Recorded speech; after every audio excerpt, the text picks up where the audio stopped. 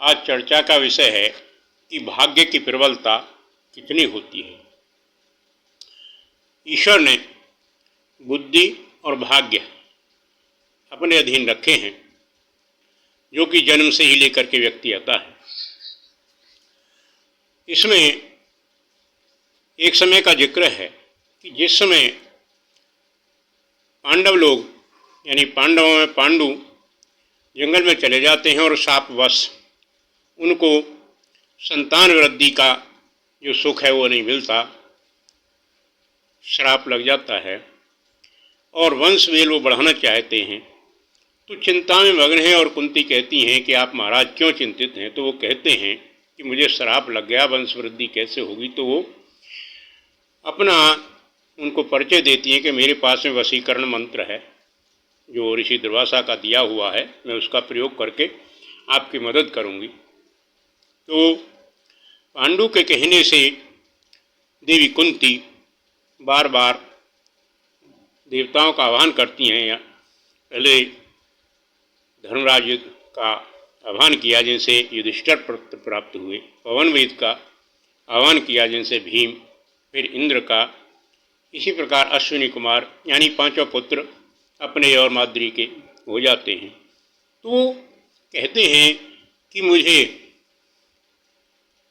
एक पुत्री रत्न और चाहिए, कि कन्यादान सबसे श्रेष्ठ कहा गया है। तो पुत्री रत्न के लिए वो जब देवताओं का आह्वान करते हैं तो आकाशवाणी होती है कि हे देवी कुंती, आप इस वरदान को नहीं मांग सकती क्योंकि ये आपके भाग्य में नहीं है। तो इससे स्पष्ट होता है कि कर्म तो प्रधान होता ही है, लेकिन भाग्य की भी अपनी एक प्रवृत्ता है। इसमें एक प्रकरण रामायण में भी आता है कि जिस समय दशरथ का मरण हो जाता है तो अपनी ननिहाल से भरत जी वहाँ आते हैं और काफ़ी चिंतित हैं। तो वहाँ आकर के शोकाग्नि को शांत करते हैं वशिष्ठ जी। वशिष्ठ जी को जो कि त्रिकालदर्शी थे वो उनको आश्वासन करते हैं और कहते हैं, अरे सुनो भरत भावी ये प्रबल बिलखो काहे मुनि न, हानि लाभ जीवन मरण यश अपयश विधिहात। तो ये जो इंसान को यश अपयश या धन वैभव जो मिलना होता है वो सब उसकी भाग्य रेखाओं में होता है। इस श्रेष्ठता को यही नहीं कि भारतवर्ष में माना जाता है, संसार के वैज्ञानिक भी मानने लगे हैं। एक बार का जिक्र है, मार्क ट्वेन ने अपनी पुस्तक में एक लिखा है लेख। वो कहते हैं कि जिस समय लंदन में लेफ्टिनेंट जनरल कोरवी का स्वागत समारोह हो रहा है, ये सन 1993 की बात है, कि क्रीमिया पर विजय का जो श्रेय उसको जाता है, उस स्वागत समारोह में मार्क ट्वेन भी बैठे हुए हैं।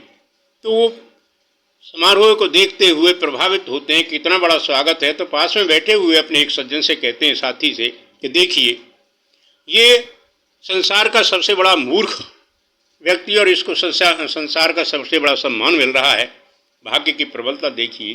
तो उसकी कहानी सुनाते हैं कि ये मार्क कोरवी इस समय क्रीमिया विजय का नेता नायक है, लेकिन असली रूप इसका ये है कि जब क्रीमिया पर इसकी पोस्ट को और रूसी सैनिक घेर लेते हैं, क्योंकि ये तो यूक्रेन की तरफ से लड़ रहा है, तो वो पोस्ट जब छीन ली जाती है, खाली पोस्ट है, तो उस समय ये उनका सीईओ है और अपनी जान बचाने के लिए अपनी जो टुकड़ी है अधीनस्थ उसको आदेश देता है कि बैक हो, और आप छुप जाता है कहीं जान बचाने के लिए।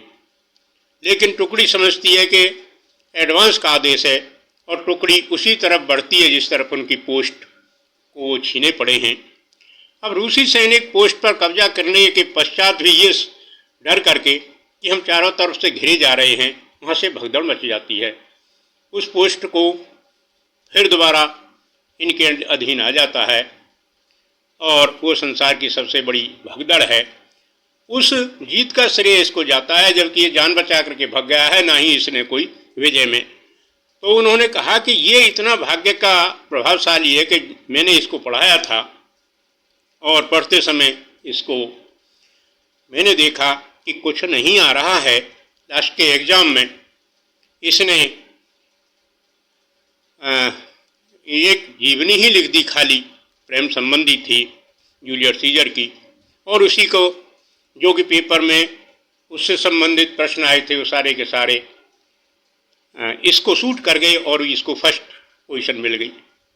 दोबारा इसे मैथ में कुछ भी नहीं आता था, लेकिन रात को मैंने इसी को ट्यूशन में इसलिए दिया कि ये पास तो हो ही नहीं पाएगा, लेकिन वही क्वेश्चन आ गए और ये फर्स्ट पोजीशन में पास हो गया। तो उन्होंने समझाया कि ये भाग्य का बली है, इसलिए इसको सारा श्रेय मिल रहा है। तो साथियों, मैं श्रीपाल सिंह चैनल मारहरा के माध्यम से आपसे ये चर्चा कर रहा हूँ कि हम जीवन में जो श्रेय अपयश धन जो कुछ वैभव प्राप्त करते हैं उसमें भाग्य की बहुत बड़ी प्रधानता होती है। गीता में कर्म को तो श्रेष्ठ माना ही गया है, लेकिन भाग्य अपनी जगह, जो कि विधाता ने पहले से ही लिखा हुआ होता है, उसकी भी बड़ी प्रधानता होती है। सीता जी का विवाह संस्कार वशिष्ठ जी ने कराया था, लेकिन कालगति या भाग्य में उनके में दुख लिखे हुए थे, जबकि अच्छी तरीके से शोध करके शादी कराई, लेकिन सारा जीवन उनका कष्टों में ही चला गया।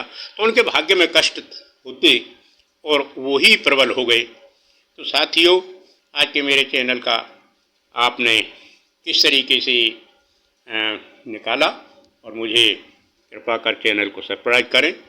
धन्यवाद और नमस्कार।